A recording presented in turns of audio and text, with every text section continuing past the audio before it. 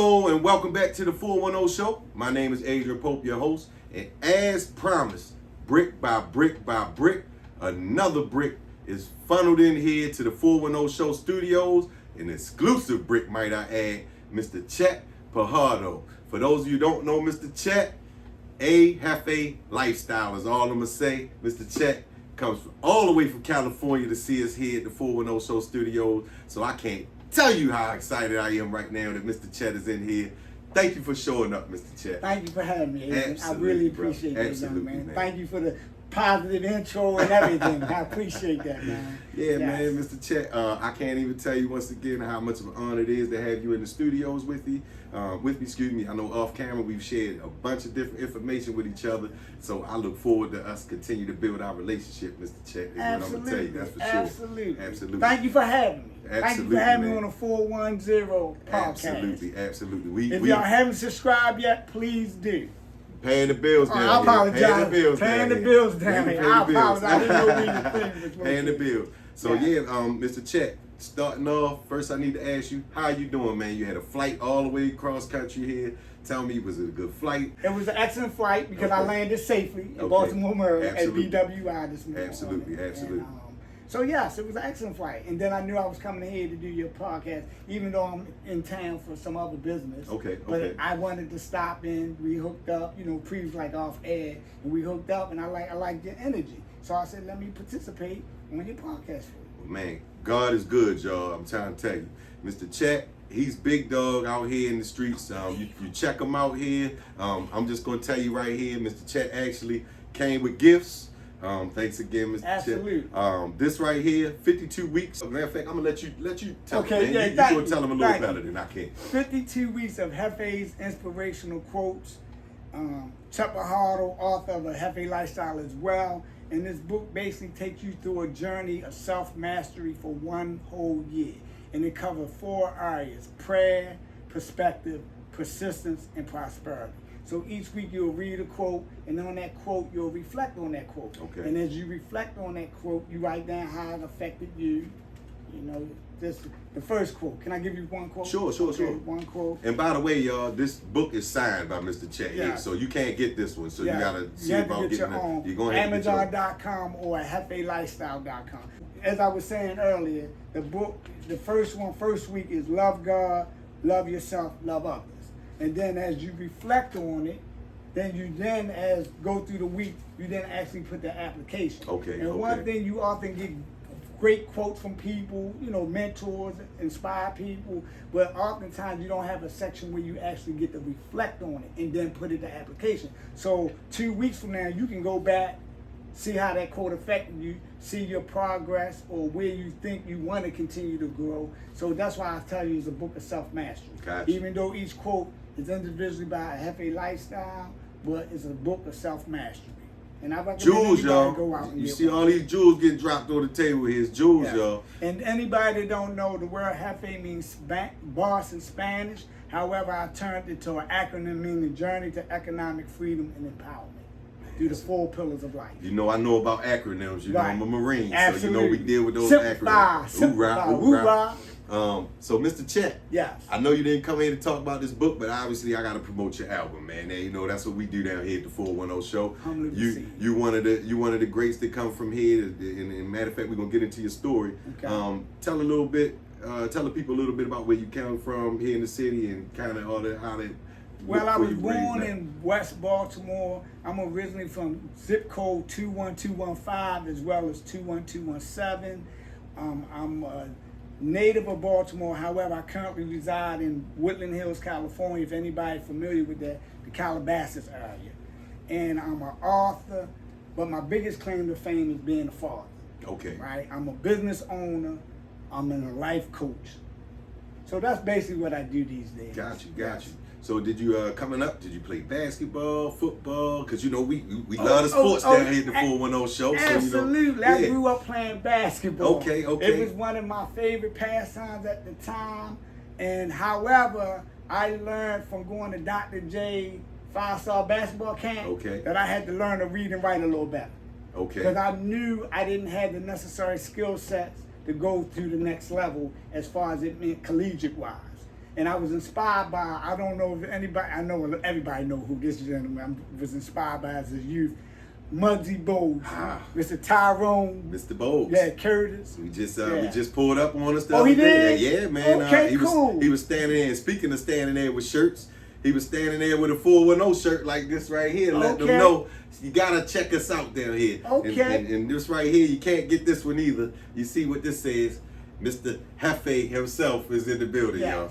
So yeah, man. He was down there. It was a lovely situation going on the other day, man. So that's cool that that's kind of. He inspired me because I'm a small guy. I don't want to say short, but I'm a smaller guy. I want you to know this, man. We kind of share that same situation. Right. Vertically challenged. Right. Okay, yeah, I like that. I like the way you put that. Well, I was vertically challenged at the time, and at the time the coach was Gus at Walbrook Junction. Okay. And he wanted me to come play for them, potentially, JV of course, Sure. and then work my way up to potentially varsity. Okay. However, when I went to, like I said earlier in the podcast, when I went to Dr. J 5-star camp, I realized that I did not personally have the skill set to play at the next levels. I was a great hustler. I was an average shooter at the time. But when you go to camp, you really see... You can see where you stacked up. You can see where you stacked up at. Mm-hmm. And at that time, I think Rodney Monroe was at the camp. A few other guys, because Dr. J personally hit at the camp. He had Andrew, Tony, Maurice, Chief, Moses Malone. I can't remember all the athletes that he had Moses Malone, goodness come gracious. to the camp. Yeah. So that was a very pivotal point for me. So at the time I was going to Father Charles A. Hall on Pennsylvania Avenue, and that's when a sister Coretta got to me and said, "Hey, I believe you're very talented book-wise, so I want you to apply for Baltimore Polytechnic Institute." And at that time I wound up applying for the school and got accepted in the A course. Okay. At the time. That's a heck of a story, and the fact that you kind of recognize that, hey, I love the game, but these guys are here and I'm here and I may need to pivot and start doing something. Man, everybody doesn't catch on to that early on, and they keep going on and on, and they I'm not gonna say wasting time, but you took some of that time and you applied it elsewhere, and hey, look where we sitting at right now. Thank you. Yes, absolutely. And I don't knock anybody that want to follow their dreams. You definitely should have a dream and purpose rather in life. However, I just knew that basketball wasn't going to be my vehicle to get me to the next level of life that I at that time wanted to have. Right. So all right. So let's get past where we were just at there. We moved past the hoop dreams kind of sort of. Right.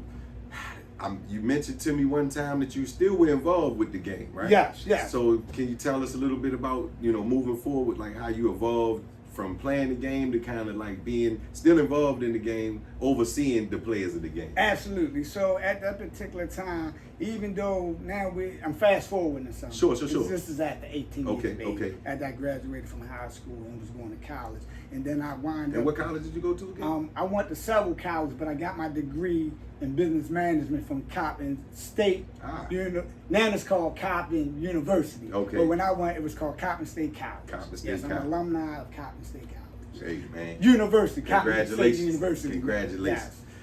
That's a big, I don't have a degree, so, anybody that has a degree, not that I'm looking at you like, oh man, anything like that, but it's definitely respect because I know how much it takes to, sit down, grind, and get that degree. Yeah, so many people didn't know that I had the degree because of the former occupation that I took on. So it's so amazing, like, because people to this day that I meet and be like, oh, I didn't know you had an actual degree. Yeah, business management degree, and mine in entrepreneurship. Okay, so you had the business management degree. Now you're taking that a little further, and you're kind of overseeing some players. Yeah, absolutely. And so we were talking about the Dome. Dome, Cloverdale. Yep. I would help put together teams with other friends of mine that was in the basketball at that time. Okay. And then we would play, and then if we was up 50 or 60 points, they would let me in the game.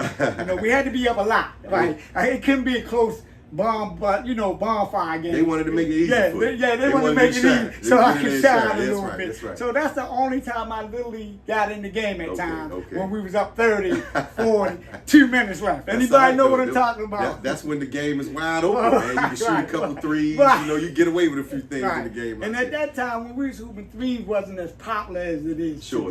Yeah, it was the old-fashioned three. You had to get fouled and then go to the foul line. I'm forgetting, and actually I was out there with the legends, Leon Love, Skip Wise, Boxing. Wow, you had everybody. I was out there with the legends, and that was one of the things that came up is the three-point line and how that made the game a little bit different. But those guys still were shooting threes. Right. Roger Dickens and those guys. I know I'm throwing some names out there. Yes, you are. Heavy-hitters. Those guys were doing their thing, man. So shout out to the legends again. Thank you for kicking it with your boy, man. It meant a lot to me. Thank y'all for inspiring me as I grew up at that time as well. Yeah, man. So all right, so we in the heyday of basketball in Baltimore. Because I'm telling y'all, if you don't know, that was the heyday in Baltimore it was the for Dome basketball. or Cloverdale. That's right. At the particular time. And I'm gonna have to pull on you. I'm about to pull on you for this, man. We have a petition going around right now to keep the Dome open because they're actually talking about trying to shut the Dome in Cloverdale down. Maybe they're trying to do some other stuff with it. I don't care. Right. It's a historical site here. I want to try to keep that thing right where it's And at. it's so crazy that you said it because I already signed a petition. Oh, and a lot of times when you go on these podcasts, if you drop a name, they always say you name clout chasing and whatnot. And I don't agree with that per se. But a good friend of mine, Al, sent me the petition. Okay. And then I signed the petition online. That wouldn't happen to be Mr. Al Leslie, would Yes, it? it would. Man, I'm telling you, it's a small world. Shout out to Al Leslie, man. Another we share the same birthday and everything. You had the same birthday as Yes. Oh, man, Al is, that's a real good guy. Yeah, and he went to Calvin as well. Yeah, and then I think that Bucknell, he went to Bucknell. He was the all-time leading scorer at Bucknell.